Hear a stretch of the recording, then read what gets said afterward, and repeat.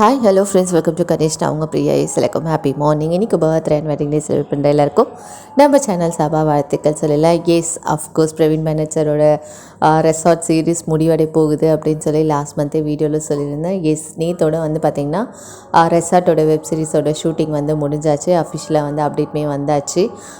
So resort season 1 முடிஞ்சாலும் season 2 வந்து இருக்குது அப்படின்றதுமே முன்னாடியே சொல்லியிருந்தேன். பிகாஸ் என்ன வந்து சிதம்பரம் யார் அப்படின்றதே தெரியல. ஸோ இன்னும் நிறைய கதைகள் வந்து இருக்குது. ஸோ அதனால் சீசன் 2 வந்து எடுப்பாங்க.